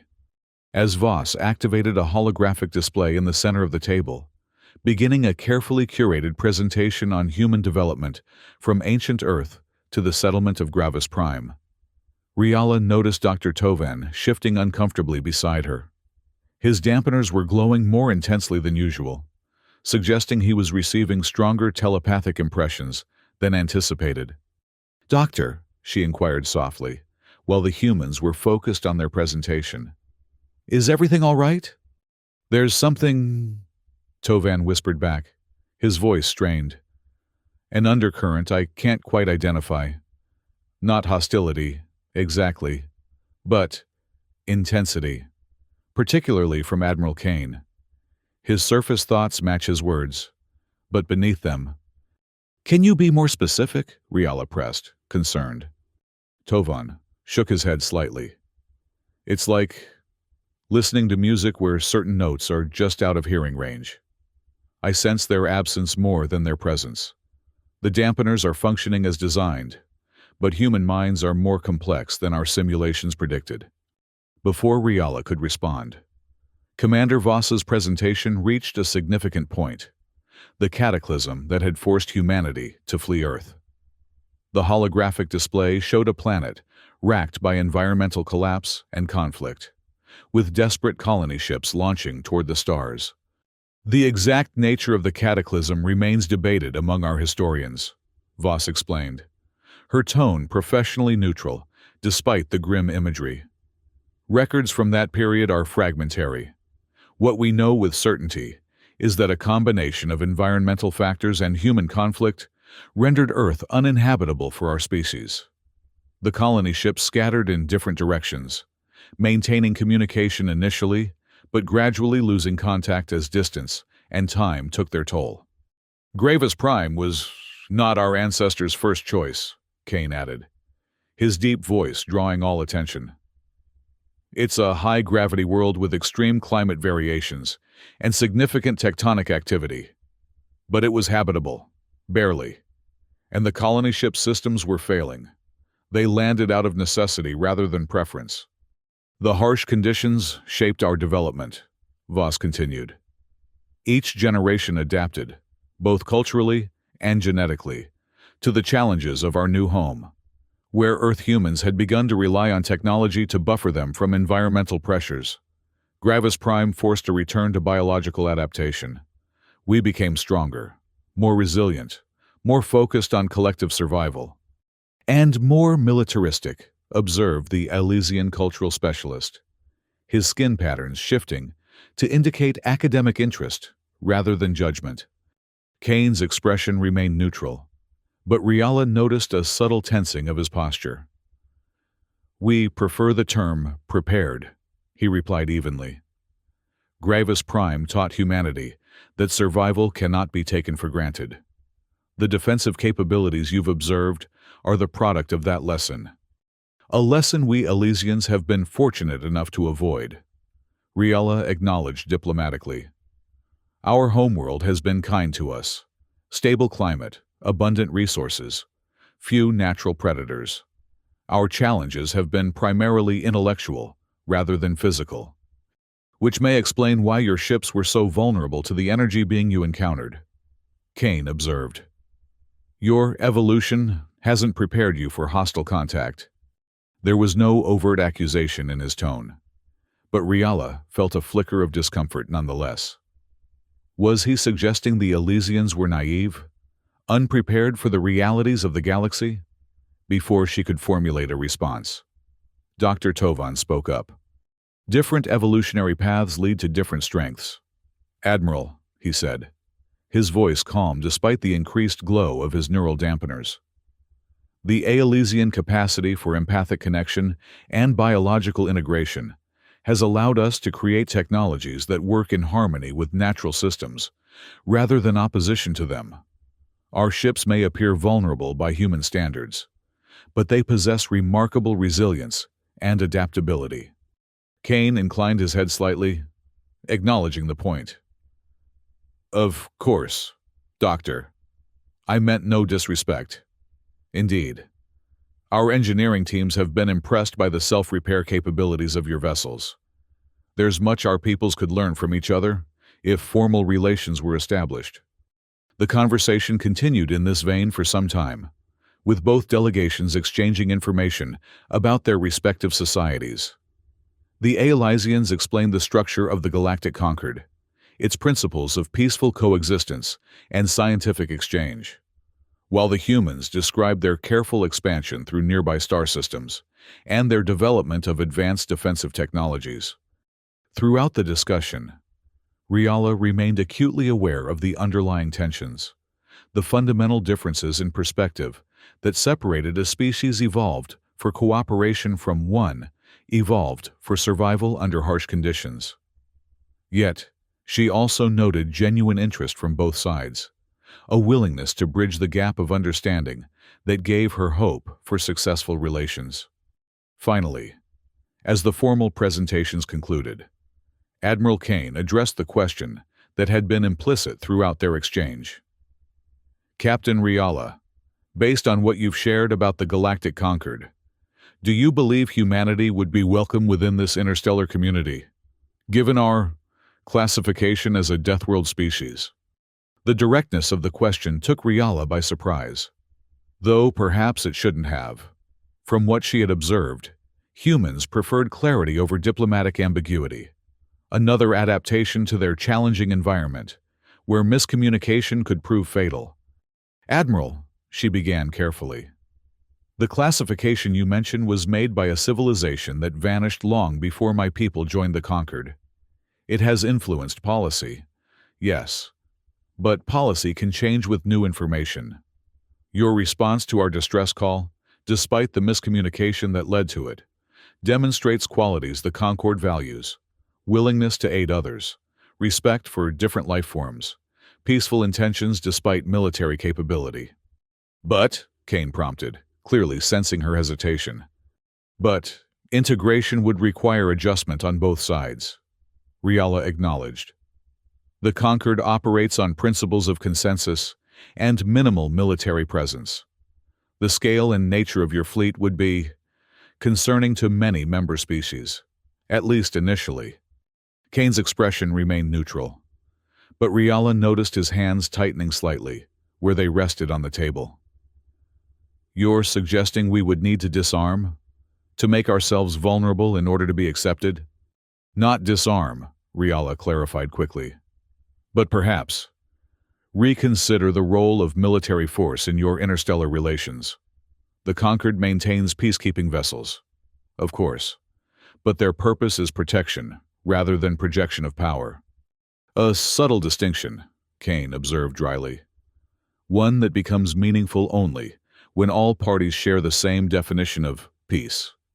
Dr. Tovan shifted beside Riala, his dampeners glowing intensely now. Admiral, he said, his voice carefully controlled. I sense your concern stems from a deep commitment to protecting your people. This is admirable and understandable. But consider that security can come from alliance and integration as well as from independent strength. The Concord has maintained peace across 3 spiral arms for millennia, not through force, but through mutual benefit and understanding. Kane regarded the telepathic specialist thoughtfully. Your perception is accurate, Doctor. My primary responsibility is to the safety of humanity. 7 centuries ago, our ancestors were forced from their homeworld because they weren't prepared for catastrophe. I will not lead my people into a similar vulnerability, no matter how appealing the prospect of galactic community might be. The tension in the room had increased palpably, but before Riala could formulate a diplomatic response, an alert sounded throughout the ship, a pulsing tone that caused the human officers to straighten immediately. Admiral, a voice announced over the communication system. Sensors detect multiple energy signatures matching the pattern described by the Elysians. The energy being appears to be returning, and it's not alone. Kane rose swiftly to his feet. Continue monitoring. Raise shields to maximum. Inform the fleet to maintain defensive positions, but take no aggressive action unless authorized. He turned to Riala. his expression grave. "It seems our discussion will have to continue another time. Captain, your encounter has returned, and it's brought friends." As the diplomatic meeting rapidly transformed into a potential crisis, Riala couldn't help but wonder if this new development would prove their species' differences irreconcilable, or offer an opportunity to demonstrate that cooperation between Deathworlders and peaceful explorers might create something stronger than either could achieve alone. The main bridge of the Indomitable hummed with tense activity as Admiral Kane led the Elysian delegation from the conference room. Massive view screens showed the swirling nebula, now punctuated by dozens of glowing anomalies, patterns of energy that shifted and pulsed with an alien rhythm that even the most advanced human sensors struggled to categorize. "Status report," Kane demanded as he strode to the command station. Multiple energy signatures detected throughout the nebula. "Admiral," reported the sensor officer. "Pattern match confirms they're similar to the entity that damaged the Elysian fleet, but with significant variations in frequency and intensity. They appear to be communicating with each other." "Threat assessment?" "Unknown, sir. They're maintaining distance from both fleets for now, but their numbers are increasing. Current count is 43 distinct entities and rising." Kane turned to Captain Riala, who stood beside him, her skin shifting through patterns of concern and fascination. "Your people encountered these beings before. What can you tell us about their capabilities and intentions?" Riala's gaze was fixed on the view screen, watching the beautiful but ominous dance of energy patterns. "Our encounter was brief and primarily defensive. Dr. Tovan made limited telepathic contact, but the being's thought patterns were too alien for clear communication. It was curious," Tovan added, stepping forward despite the obvious strain showing in his expression as his dampeners struggled to process the overwhelming psychic presence. "Not malevolent, but unaware that its interaction was harmful to us. Like a child discovering an insect, fascinated, but inadvertently destructive." Kane's scarred face hardened slightly. "And now it's brought its family to see the interesting new creatures. Wonderful." Commander Voss approached, her expression grave. "Admiral, the entities are moving closer to the Elysian fleet. Their damaged vessels may not withstand another encounter. Move the Indomitable and support vessels to defensive positions around the Elysian ships," Kane ordered without hesitation. "Extend our shield perimeter to encompass their fleet. Weapon systems on standby, but do not target unless I give the command." As the massive human warships began to maneuver, positioning themselves protectively around the more vulnerable Elysian vessels, Riala felt a complex mixture of emotions. The Admiral's immediate decision to defend her people was admirable, yet the casual deployment of such overwhelming military force remained unsettling to Elysian sensibilities. "Admiral," she said carefully, "we appreciate your protection, but I'm concerned that a military response might escalate the situation. These beings may interpret your actions as aggressive." Kane didn't take his eyes from the tactical display. "Do you have an alternative suggestion, Captain? Because from where I stand, your ships are in immediate danger, and these entities have already demonstrated their capacity for destruction, intentional or not." Before Riala could respond, Dr. Tovan suddenly gasped, his neural dampeners flaring with blinding intensity. "They're reaching out," he managed, his voice strained. "Telepathically, trying to establish contact." "Doctor, your dampeners," Riala began with alarm, noting the overload warnings flashing on the devices. "I need to lower them." Tovan interrupted, his hands moving to the controls on the devices. "Just enough to understand." "Is that wise?" Kane asked sharply. "Your previous contact resulted in severe neural damage." "It's our best chance," Tovan insisted. "They're curious about us, about both our species. If I can communicate our peaceful intentions, explain that their touch harms us." Riala hesitated, torn between concern for her friend's safety and recognition of the opportunity he identified. "Doctor, I cannot order you to risk yourself." "You don't need to, Captain," Tovan replied with a weak smile. "This is my choice, my responsibility. The beacon that brought us here was my error. Let me try to make it right." After a moment's consideration, Riala nodded. "Very well, but at the first sign of severe neural stress, you will disengage. That is a direct order." Tovan inclined his head in acknowledgement, before turning to Admiral Kane. "I'll need access to your communication array. If I can link my telepathic frequencies to your broadcast systems, I might be able to establish a more structured connection, one that won't overwhelm my neural pathways." Kane studied the Elysian scientist thoughtfully, then nodded to Commander Voss.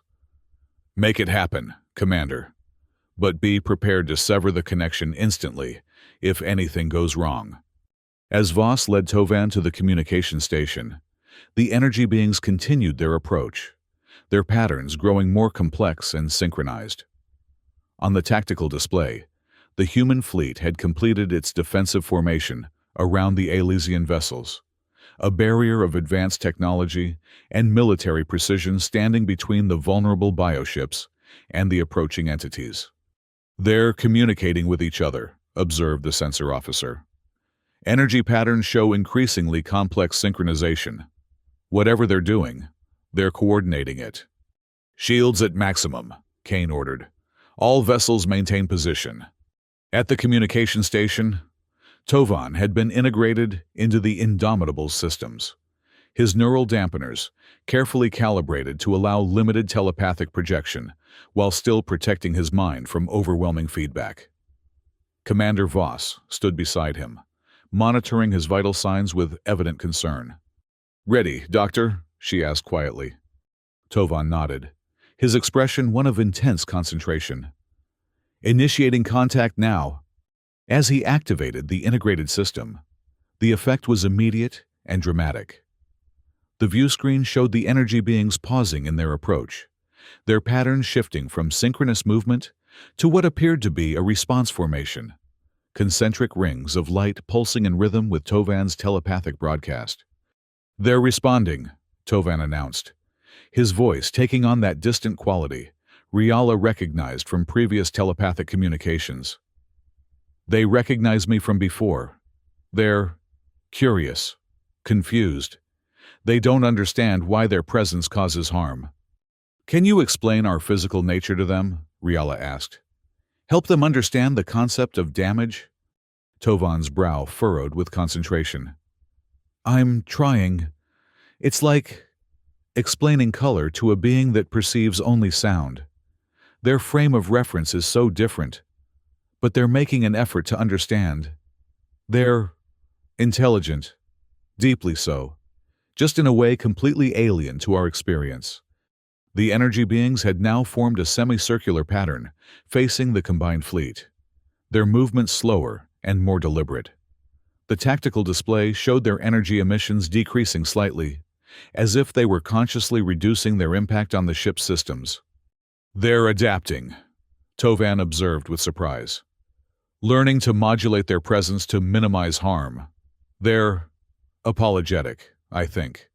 Though that's not quite the right concept. They had no idea their investigation would damage us."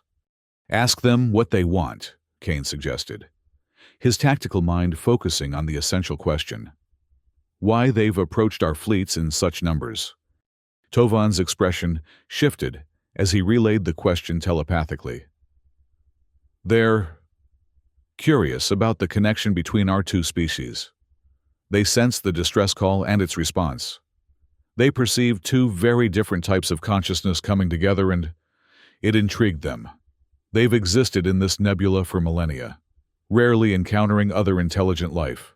We represent a novelty." "Tell them we came to help the Elysians," Kane said, his voice firm but not hostile. "That despite our differences, we respond to those in need." That's the connection they sensed. As Tovan relayed this message, the energy being's patterns shifted dramatically, forming what almost resembled a geometric proof. Lines of force connecting points of light in an increasingly complex diagram. "They understand," Tovan said, a note of wonder entering his voice. "The concept of helping despite difference resonates with them. They exist as individual entities, but also as a collective consciousness. Different, but united. They see a parallel in our two species coming together, despite our evolutionary divergence." Riala stepped closer to the view screen, her skin shifting to patterns of scholarly excitement. "Ask them about their nature, how they came to exist in this nebula, if they're willing to share their knowledge." Again, Tovan relayed the question, and again the energy beings responded, this time with a pulsing display that expanded to fill the entire view screen, showing what appeared to be the nebula's formation over millions of years, and the gradual emergence of consciousness within its energetic matrices. "They evolved here," Tovan translated, his voice filled with awe. "Born from the interaction of radiation and exotic particles within the nebula itself. Consciousness emerging from energy rather than matter. They've existed for millions of years, watching, learning, evolving. They consider the nebula their body and home. And they've been alone all this time," Riala said softly, understanding dawning in her expression. "Until we arrived." "Not entirely alone," Tovan corrected, still connected to the collective consciousness of the energy beings. "They've encountered other organic species over the eons, but brief contacts only. Most fled after initial interaction, interpreting their presence as a natural hazard rather than an intelligent species." Kane had been listening intently, his tactical mind assessing the implications of this new information. "Ask them if they would be open to ongoing communication, a mutual exchange of knowledge. But make it clear that direct contact with our vessels causes damage. We need to establish parameters that protect both sides." As Tovan relayed this proposal, the energy being's display shifted again, forming what appeared to be a model of communication. Pulses of light traveling between represented ships and energy concentrations, but with a buffer zone clearly indicated. "They agree," Tovan confirmed. "They're suggesting a protocol, a way to modulate their energy emissions to allow communication without harmful interference. They're excited by the possibility. They've been observing the galaxy for eons, but have rarely had the opportunity for direct exchange with other intelligent species." Riala and Kane exchanged a glance, a moment of shared understanding despite their profound differences. Both recognized the historic significance of this moment. First contact, not just between their own species, but with an entirely different form of consciousness altogether. "Tell them we accept their proposal," Riala said. "The Elysian Science Directorate would be honored to establish ongoing communication." "As would the people of Gravis Prime," Kane added, surprising Riala with his immediate support. "We may be warriors by necessity, but we remain explorers by choice. The opportunity to learn from beings with such a different perspective is valuable."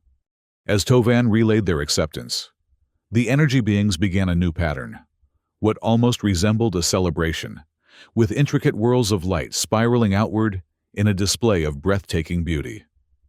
The tension on the bridge eased perceptibly as it became clear that the entities posed no immediate threat. "They're withdrawing to a safe distance," Tovan reported, his voice showing signs of fatigue from the extended telepathic contact. "But they'll maintain a presence at the edge of our sensor range. They've designated specific frequencies for future communication, ones that won't interfere with our ship's systems." With that final message, Tovan carefully disengaged from the communication array, his neural dampeners gradually resuming normal function. He swayed slightly on his feet, and Commander Voss quickly moved to support him. "Doctor, you should rest," she said with professional concern. "That level of telepathic exertion must have been exhausting." "Worth it," Tovan replied weakly, but with evident satisfaction. First peaceful contact with an energy-based species. The Concorde has encountered nothing like them before. The scientific implications alone will be explored thoroughly, but not at the cost of your health," Riala finished firmly. "Admiral, might we impose upon your medical facilities? Dr. Tovan requires specialized care after telepathic exertion." Kane nodded immediately. "Of course. Commander Voss will escort him to our medical bay. They've already prepared protocols for Elysian physiology based on the data your healers shared." As Tovan was led from the bridge, supported by Voss and an Elysian aide, Kane turned to Riala. "Your xenolinguist took a significant personal risk to establish communication. That level of commitment is commendable." "It's characteristic of our people," Riala replied simply. "We value connection above most other considerations." Dr. Tovan, more than most. Kane was silent for a moment, studying the tactical display where the energy beings had withdrawn to a respectful distance, their patterns now calm and organized. "Perhaps there's more common ground between our species than I initially believed. Captain, different methods, different priorities, but a shared commitment to protecting what we value." Riala considered this assessment, finding truth in it despite the stark differences between their peoples. "The question remains, Admiral, where do we go from here?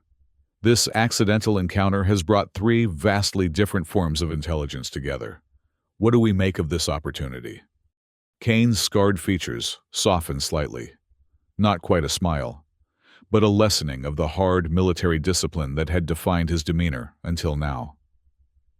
"That, Captain Riala, is something I believe we should discuss further. Once this immediate situation is resolved and your fleet's repairs are complete, perhaps we might consider a more formal diplomatic exchange. Your galactic concord interests me, despite my reservations." "And your people interest the conquered?" "I'm certain," Riala responded, her skin pattern shifting to reflect cautious optimism. "Humanity has developed in isolation, facing challenges few conquered species have experienced. Your perspective would be valuable." Around them, the bridge crew continued their work with professional efficiency, but Riala noticed a subtle change in their demeanor, a lessening of tension, a growing curiosity as they monitored the retreating energy beings and the Elysian fleet, now safely encompassed within their defensive perimeter. First contact had occurred 3 times over in the span of days. Elysians and humans, both organic species with energy-based entities. None had gone precisely as any party might have planned, yet all had ultimately led to understanding rather than conflict. It was, Riala reflected, perhaps the most hopeful outcome possible from what had begun as a desperate mistake. As the immediate crisis passed and normal operations resumed, discussions between the human and Elysian delegations continued with new depth and purpose. The accidental distress call that had brought Deathworlders to the aid of peaceful explorers had set in motion events that none could have predicted. The beginning of a new chapter for all 3 species involved. In the months that followed, a remarkable transformation took place at the edge of the Veil Nebula. The initial emergency that had brought humans and Elysians together evolved into something far more significant. A permanent joint station, established in orbit above the nebula's luminescent clouds. The station itself was a marvel of integrated technology, a hybrid structure that combined the angular efficiency of human engineering with the organic fluidity of Elysian bioarchitecture. Crystal spires housing research laboratories extended from a central hub of reinforced metal and composite materials, while defense systems designed by Gravis Prime engineers ensured the station's safety without compromising its scientific purpose. Captain Riala stood in the observation dome, watching as a human shuttle docked with practiced precision at one of the station's many ports. Beside her, Admiral Kane, now serving as humanity's first official representative to the Galactic Concord, observed the procedure with professional appreciation. "Your pilots have adapted quickly to our docking protocols," Riala noted, her skin patterns reflecting pleased surprise. High-gravity evolution has its advantages, Kane replied, with what Riala had come to recognize as dry humor. Quick reflexes, precise motor control, useful for both combat and peaceful operations, as it turns out. In the 6 months since their first encounter, Riala had come to appreciate the complexity beneath Kane's military exterior. The Admiral was a product of his harsh world and history, certainly, but also a man of genuine intellectual curiosity and unexpected diplomatic skill. Once convinced that the Concorde posed no threat to his people, he had become an advocate for human integration into the larger galactic community, though on terms that respected humanity's unique development and security concerns. The Concorde Council has processed our latest research findings, Riala informed him, gesturing to a data tablet. They're particularly interested in Dr. Tovan's ongoing communication with the energy beings. Nothing like them has been encountered in mapped space before. The Nebula Collective, Kane said, using the term that had been adopted for the energy entities. They've provided insights into stellar phenomena that our scientists estimate would have taken centuries to discover through conventional research. A valuable alliance, and one that would never have formed without humanity's intervention, Riala acknowledged.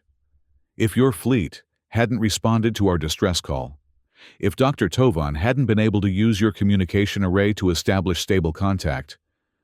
She left the thought unfinished, but Kane nodded in understanding.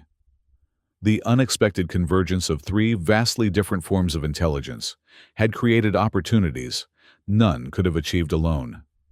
Elysian empathic abilities, human tactical thinking, and the Nebula Collective's unique perception of energy and space.